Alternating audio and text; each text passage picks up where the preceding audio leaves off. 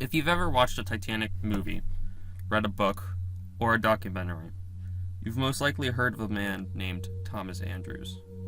But just who was Thomas Andrews? What was his role? What did he do? Well, that is what we will be answering in today's video. Thomas Andrews Jr. was born on the 7th of February, 1873 in Comburn, Northern Ireland, to Thomas Andrews Sr.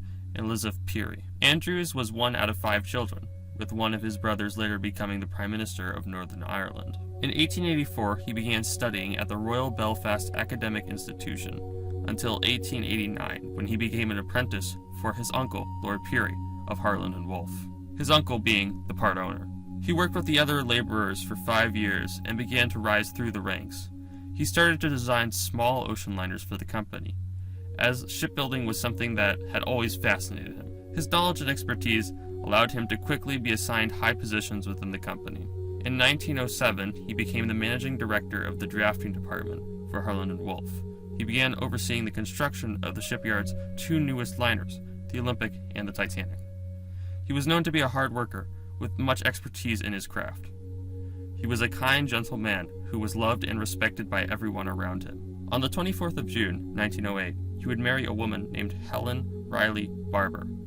They then moved to a house in South Belfast. In 1910, they would have a daughter, Elizabeth Andrews. Thomas truly loved working for the company, and he was most proud of his work.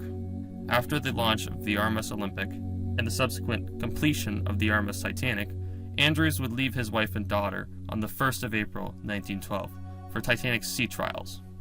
After the successful sea trials, Thomas Andrews then joined them for the maiden voyage, alongside his guarantee group, a group of special individuals to help resolve any problems the ship might face during the voyage.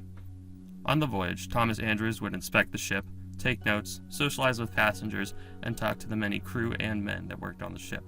His pride for the ship was rather apparent, but also apparent was his subsequent homesickness. He was reported to be very sad from being away from his family and home.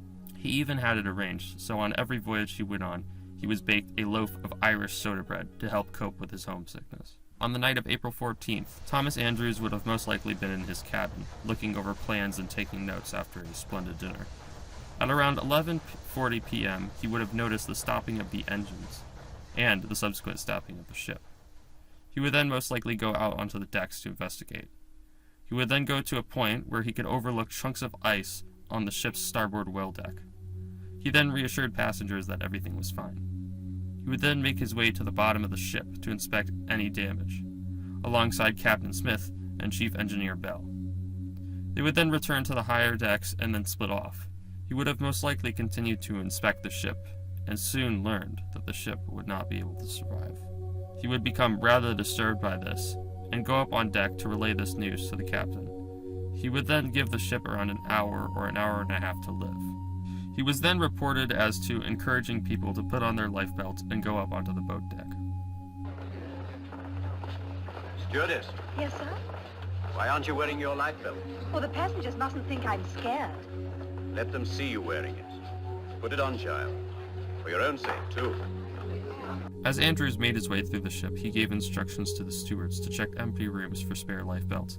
He then went out to the boat deck to help with the evacuation and help load the lifeboats. He then made his way to the grand staircase, after seeing the officers had control over the situation. He then met a 17-year-old named Jack Thayer and his father. They asked him how long the ship would be able to survive, and he told them around an hour, maybe longer if they're lucky. After this, he was spotted in the aft smoke room, most likely there to collect his thoughts, by a steward named John Stewart.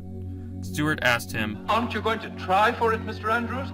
He apparently did not respond and continued to just stare blankly, this being around 1:40-ish. There was a lifebelt draped on the chair next to him. He would then later be seen throwing deck chairs overboard for people in the water to use as flotation devices. After this, he would walk down to the bridge and continue to help people to get into the boats. He was then spotted by a passenger named Cecil Fitzpatrick, who gave this quote: "I saw Captain Smith speaking to Mr. Andrews, the designer of the Titanic. I stopped to listen. I was still confident that the ship was unsinkable. But when I heard Captain Smith say, 'We cannot stay any longer, she is going,' I fainted against the starboard side of the bridge entrance." Clearly, Andrews was involved right into the end of the sinking. It was reported by later witnesses that he was seen, alongside Captain Smith, jumping over the port bridge wing into the water. It is unknown exactly what happened to Andrews. He either drowned or froze in the icy water, was dragged down by suction, or possibly crushed by the first falling funnel. Whatever happened to him, he did not survive. He would leave behind thousands of workers who loved him, his family, his wife, and a baby daughter. After the sinking, he was hailed as a hero. He is forever memorialized, with him being portrayed by people like Michael Goodlife or Victor Gaber, respectively, in Titanic movies. He has many memorials and remains a very important figure in the story of the Titanic, with his role in making one of the most famous ships ever to sail.